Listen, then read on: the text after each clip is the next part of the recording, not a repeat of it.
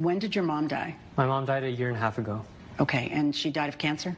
Breast cancer, yes. Okay, and was she battling for a while? Actually, 6 months, so not. Okay, and you were living where at the time? During the time, I was still living in Hollywood. I was commuting back to Hillsborough from Hollywood every 2 weeks to come see her. Tell me how this agreement that's the subject of this lawsuit comes about. My dad and I had a really hard time after my mom's passing. He was alone. They were with each other their entire lives. And after my mom passed, my dad was lost. He did not know what to do without her. One night, he texts me and he says how he's feeling very lonely and he's feeling very stressed out. I told him, I can come home with you for 4 months and get your life back together. We can both bond. However, I'm going to be stepping away from my acting career. So I asked my dad if he can pay me $3,000 a month for 4 months. For you to comfort him? But what was the point of you going for 4 months? I believe it was a good time for us to bond and for him to get back on his feet. Were you going to have some role in his life besides bonding with him? Like, were you going to be helping him with anything? Yes, Your Honor. Anything he really needed help with around the house, I wanted to help him and pick up the slack. Because Can I see the text of that agreement? Yes. Yeah, let me see that. Thank you.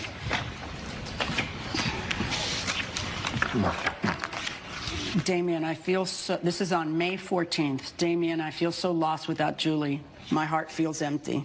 Dad, I can drive this week and help you out. What if I come for 4 months and help you get your life back together? I can take care of organizing your finances, cook for you. Are you a good cook? Your Honor, I'm not. Okay. But I was willing to learn to have that bond with my dad. So I did everything I could. Clean the house. Are you good at cleaning? I tried my best, Your Honor. Okay. Help you purge, run errands, drive you to choir practice when you're tired, anything else you need. That would be really helpful, son. And then a little bit later that same day, May 14th, I have to let my agent know because she locked me in for a few films. But you're more important to me. I'll need some money to cover my rent in LA and car expenses. To which he answers, are you sure, son? I don't want you to lose opportunities. I'm happy to give you 12 grand for 4 months. I can pay you 1 month at a time. Thanks, Dad. I just need to find someone to take care of my mail. I'll be there May 16th. All right, so it worked for everybody. And how's the first month go? Your Honor, the first month went very smoothly. I cooked as best as I could for him. I cleaned. I took. What does that mean? I cooked as best as I could for him. What does that mean? I learned recipes on the internet. I learned. Did you cook every night? Not every night. And how many times a week did you cook? I cooked about 4 times a week. Okay, and then what? How about cleaning? Did you clean? I did clean, yes. Was there a cleaning person that he hired that kept coming? She stopped coming for that month because I said I was going to do all the cleaning, but she was hired back after a month. Something goes down. What is it that goes down? Yes. I come home one day from grocery shopping, and I see someone approaching my dad's house. And I think it's a lady who is lost. My suspicions before this, Your Honor, I would hear him speaking talking on the phone with someone in the middle of the night. With someone from choir practice. Is this while your mom was alive or after your mom had passed? This was during my mom was alive. She was dying at this moment. And it was what time of the night? About 2:30. What did you hear them saying to each other? I heard my dad saying how much he misses this person and how miserable he is at home. Did you ever confront your dad about that? I didn't, no. Okay. Fast forward to you're living there for a month. You come back from grocery shopping, and there is this young lady. Is that correct? Who's sitting there? Yes, Your Honor. Walking up to the house, and what do you say? I ask her if she's lost because I've never seen this person before. This is a complete stranger to me. My dad opens the door. My dad embraces her and gives her a hug and a kiss. In the mouth? Yes. This was in June? Yes. When did your mother pass? On May 13th. Okay, so this is a month after your mother had passed. Yes. And did she have luggage in her hand when she arrived at your dad's house? She did, Your Honor. And what do you say? I do flip out on this, Your Honor. What's the age difference, Anthony Ruckus, between you and this young lady? Just say the number, and then you can tell me how age is not just a number. But first tell me the number. 35 years. 35 years. And how old are you? I'm 25. Okay, and how old is she? 25. So, okay, so she's literally your age. All right, and now you say what at that moment? Everybody's standing outside still? Yes. And so my dad introduces me to her. And what does he introduce her as? As his girlfriend. And this is news to me. My dad had never told me he had a girlfriend, and that's when it all clicked. This was a person my dad was talking to at 2 a.m. in the morning while my mom was dying. Right. I was absolutely livid, Your Honor, and I could not believe my dad could go behind me and my mom, and then my dad tells me she's moving in. A complete stranger I don't even know is moving in now. What is it you say out there? In fact, don't. I'm going to give him the floor. Mr. Ruckus, what is it that your son said? My son Damien was completely belligerent. He told her that she was a gold digger and that she had no right to even try to take advantage of me. Okay. And that she needed to leave. And that she needed to leave. Yes. And then what did you say? I told Damien she's not going anywhere. As a matter of fact, you're the one that's leaving. I made him leave, which he did. And have you two spoken to each other since? We've had text messages. And have they been nasty or nice? Pretty nasty, actually. Okay. I do have text messages here, if I could share them with you. I'd like to see them. So how exactly did you meet Ms. Navarro? Thank you. I met Lydia through the choir that I signed up for, and I met her at the first event that I went to, and that was in Nashville. Was your wife still alive at the time? Yes. And you felt the need to move on to someone 35 years younger than you that quickly? It should be noted that Lydia and I did not have a boyfriend-girlfriend relationship at the time. I never cheated on my wife, Julie. We were just friends. Do you understand how it might upset your son that you brought someone his age to live with you without having warned him? Yes, I can understand that. And Do you? Because why didn't you warn him? Why didn't you say to him, hey, listen, Yes. because what you say to him afterwards is, I raised you better than this. How could you be so rude to Lydia and me? I don't want you back in my house until you apologize. You had no right to insult us. She moved all the way from Florida to look after me. Mom is gone now. I'm going to be with Lydia. I mean, you can't be a month and pay homage to the woman who you had a child with and who you were with since high school? Like, you understand why he might be angry, right? Yes, I understand why he'd be angry, but I know Julie. We were together since we were in high school. Meaning? She would want me happy. Okay, and I don't doubt that. Maybe just not quite that happy quite that quickly. Maybe. I don't know. But that's not the point, because we're not talking about Julie, because Julie's gone. What we're talking about is your son. You love your son, right? Mm-hmm. Yes. Right. So why wouldn't you take his feelings into account and realize how he would feel by being introduced for the first time to a complete stranger who's now going to live with him? I know that he's an emotional young man. I understand that. He wouldn't take it very, very well. Well, he was going to take it somehow.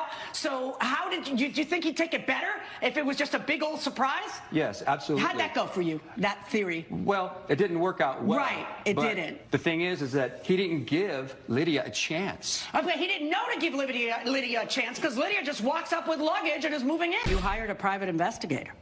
Tell me about that. I did. After that initial meeting with Lydia, and I hired a private investigator, and I have a lot of research on her, and I would like to present to you with some evidence about her. Put a pin in that 1 second. I'd like to speak to Lydia. Come on up, Lydia. Hi, Your Honor. Hi. How old are you? I'm 25 years old. Okay, how was it you met Mr. Ruckus? We met at a choir group. And how was it you decided to leave the state you were living in and fly over to be with him? Well, my lease was up and we were great friends, and we were both bonding over how we both had loved ones that were dealing with great illnesses. And I mentioned that my lease was up, and he had asked me if I wanted to move in. Were you dating at the time or no? No, we were just friends. Are you dating now? Yes, we are dating now, and we hope to get married and have kids. I can't help but notice the age difference is rather severe. It's a lifetime away for you. Did you want to comment on that at all? I was always attracted to older men She's a as they're communist. more mature. Tell me about, according to you, you hire a private investigator, and your private investigator finds out that indeed she is always attracted to older men, correct? Yes, Your Honor, and I have evidence to prove to you. Let me see that. Thank you. Your Honor, if you could take a look at the highlighted parts. I'm going to take a look at all of it, but thank you. Lydia Navarro was born on August 1st. She's 25 years old. She has not worked in the past 7 years. When she was 17 years old, she lived with a wealthy venture capitalist for 4 years. He died and left her $150,000. When she was 21 years old, she lived with a wealthy surgeon for 4 years. He was 78. He died and left her $250,000. Did you know about that? Yes, Your Honor, I knew about that. That was not a problem for me. Ooh, well, that's a pretty good detective. He changed his primary beneficiary from his son to Lydia. Did you do that?